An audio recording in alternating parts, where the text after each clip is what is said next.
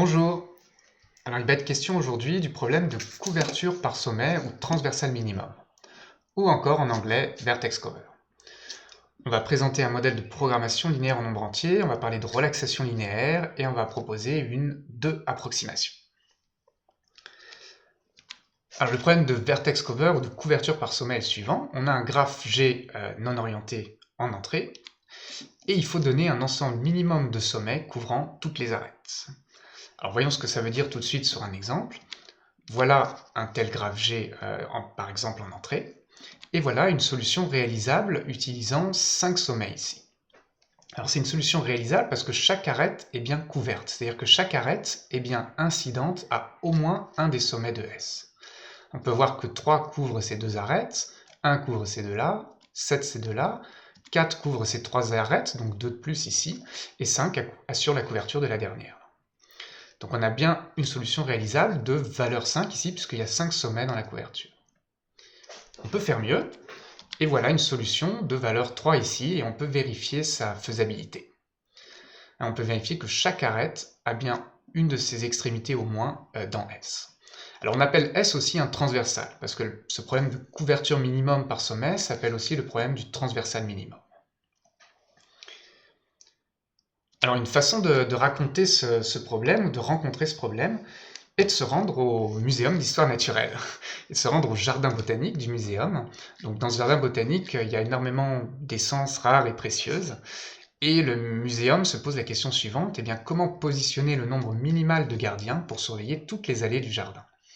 Quand un gardien se positionne à une intersection d'allées, il peut surveiller toutes les allées adjacentes. Donc combien il faut de gardiens au minimum pour surveiller toutes les allées, et puis où les placer? Alors, si vous êtes stagiaire au Muséum d'Histoire Naturelle, votre premier réflexe, c'est de faire un modèle PLNE. Donc, on fait ça ensemble. Alors, les variables ici, il s'agit de décider pour chaque sommet si on le met ou non dans le transversal, si on le met ou non dans la couverture. Donc, on va avoir des variables xi qui valent 1 si on prend i et 0 sinon. L'objectif, du coup, s'écrit immédiatement comme la somme des xi. On cherche à minimiser la somme des xi, c'est-à-dire le nombre de sommets dans le transversal ou dans la couverture. Et puis, il faut assurer que chaque arête est couverte. C'est-à-dire que pour chaque arête, il faut au moins un sommet de la couverture qui soit adjacent. Donc, pour chaque arête ij de E, il faut qu'il y ait soit i, soit j dans le transversal, dans la couverture. Donc, xi plus xj plus grand que 1. Il faut qu'il y en ait au moins un des deux sommets qui valent 1 ici. Et puis on ajoute les domaines, on rappelle les domaines, xi est dans 0, 1, et ça c'est pour chaque sommet i. Alors voilà notre modèle PLNE, et donc on peut attaquer ce problème en utilisant ce modèle et l'algorithme de branch and band. Alors ce qui se passe, c'est qu'on est face à un problème difficile, d'accord? Et peut-être qu'il va y avoir des jeux de données pour lesquels la résolution par branch and band n'est pas suffisamment efficace et ne permet pas d'obtenir les solutions. Donc c'est pour ça qu'on va chercher à concevoir une autre approche ici.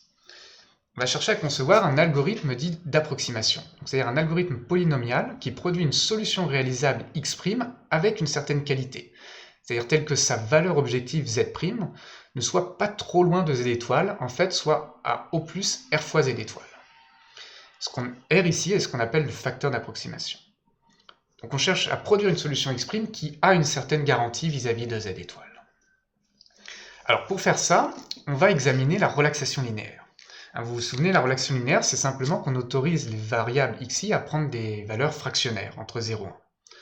Alors, et qu'on peut résoudre ensuite le problème à l'aide du simplex, et le simplex, lui, passe à l'échelle, contrairement au branch and band. Donc on peut obtenir la relaxation linéaire de très gros jeux de données. Et on va noter xirl, ces valeurs fractionnaires, et z étoile rl, la valeur objective, donc la valeur de la relaxation linéaire. On va utiliser ces valeurs fractionnaires pour concevoir notre algorithme. En fait, on va simplement chercher à les arrondir. Et on va les arrondir de la façon suivante, c'est très simple. On va simplement dire, ok, si xirl est plus grand qu'un demi, alors je mets xi' à 1. C'est-à-dire je prends i dans la couverture. Et si xirl est strictement plus petit qu'un demi, j'exclus i de la couverture. Voilà notre algorithme. Donc on calcule la relation linéaire et on cherche à l'arrondir avec ces deux règles. Alors là, il faut vérifier deux choses. Il faut vérifier qu'on a bien produit une solution réalisable et il faut vérifier si on a une certaine garantie. Alors examinons d'abord donc la faisabilité. La relaxation linéaire, elle vérifie les contraintes de couverture, bien sûr. Donc on a cette contrainte qui est vérifiée. Les valeurs sont fractionnaires, mais évidemment les contraintes sont bien vérifiées dans la relaxation linéaire. Donc si la somme de ces deux variables est plus grande que 1, c'est qu'il y en a une des deux au moins qui est plus grande que 0,5. Et donc en vertu de notre première règle, c'est qu'il y a un xi' ou le xj' qui va valoir 1. Donc on peut en déduire ça. Et si pour chaque arête ij, on a bien xi' ou xj' qui valent 1, l'un des deux, c'est bien qu'on a couvert toutes les arêtes et qu'on a une solution réalisable. Et on a vérifié notre premier point. Alors examinons maintenant la distance, la qualité de cette solution. Il y a une observation qu'on peut faire, c'est que pour chaque xi' ici, on peut remarquer qu'il est plus petit que 2 fois xirl. Alors pourquoi? Regardons les deux cas. Regardons le premier cas si on a mis xi' à 1. Si on a mis xi' à 1, on a bien 2 xirl qui est plus grand que 1. Pourquoi? Parce que si on est dans ce cas-là, c'est que xirl était plus grand que 0,5, et on peut multiplier par 2 chaque membre de l'inégalité, et avoir 2 xirl plus grand que 1. Donc cette relation est bien vérifiée quand xi' vaut 1. Et puis c'est aussi vérifié quand xi' vaut 0, parce que xirl, par définition, c'est une variable positive ou nulle, donc on aura bien toujours 2 xirl plus grand que 0. Alors une fois qu'on a observé ça, c'est assez immédiat, il suffit de faire la somme des xi' pour avoir z', la valeur objectif, et de constater que c'est inférieur à 2 fois la somme des xirl, de remarquer que ça, c'est bien la valeur de la relaxation linéaire, z étoile RL, et qu'on sait que cette valeur est plus petite que z étoile. La relaxation linéaire, on a relâché les contraintes d'intégralité, on est sur un problème de minimisation, donc on obtient une valeur qui est plus petite que z étoile, puisqu'on résout à l'optimum le problème dans un espace qui est moins contraint. Donc on peut conclure et constater qu'on a bien z' ici, qui est plus petit que 2z étoiles, et comme c'est aussi une solution réalisable, et bien on a obtenu une 2 approximation. Voilà pour cet algorithme de 2 approximations. Alors je vais juste dire un mot avant de conclure, c'est que là on a arrondi les valeurs fractionnaires et on a obtenu une certaine garantie. Et on a réussi à faire une petite analyse simple dans ce cas de vertex cover.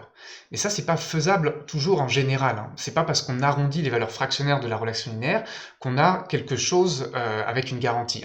La relation linéaire, elle peut être arbitrairement loin de la valeur optimum. Donc c'est vrai dans ce cas-là, mais c'est pas vrai de façon générale. Il faut garder bien ça à l'esprit. Par contre, c'est vrai qu'il y a beaucoup d'algorithmes d'approximation qui partent de la relation linéaire et cherchent à faire ce type d'analyse. Voilà. Alors, je vais vous laisser avec une question pour réfléchir et aborder la suite. Donc, considérez ce graphe G, et est-ce que vous pouvez me donner une couverture minimale de G par sommet et prouver son optimalité de façon élégante? Alors, qu'est-ce que ça veut dire de façon élégante? Ça veut dire que vous ne pouvez pas me faire une preuve avec les mains en me disant je vois bien que j'ai testé tous les cas possibles dans ma tête et voilà, c'est optimal. Non, ça va pas être une preuve, d'accord? Donc là, il faut chercher des arguments logiques, clairs et simples, comme on l'a déjà fait à d'autres moments du cours. Ici, on est face à un problème de minimisation, donc si on cherche une solution à la main, on va obtenir une solution réalisable et qui va être une bande supérieure de z étoile. Pour essayer d'établir la qualité de cette bande supérieure, on peut s'intéresser à comment établir une bande inférieure. Donc c'est ça que vous devez faire ici, quels sont les arguments logiques que vous pouvez trouver pour garantir une borne inférieure, et vous verrez que dans ce cas-là, vous pouvez prouver l'optimalité de votre solution. Voilà, pensez bien que ces arguments logiques, ici en plus, on peut les présenter à un décideur, à votre patron, qui ne connaît rien à la recherche opérationnelle. Il doit pouvoir acquiescer et dire « Ah oui, ta solution est bien optimale ». Voilà, je vous laisse avec cette question et je vous souhaite une bonne journée.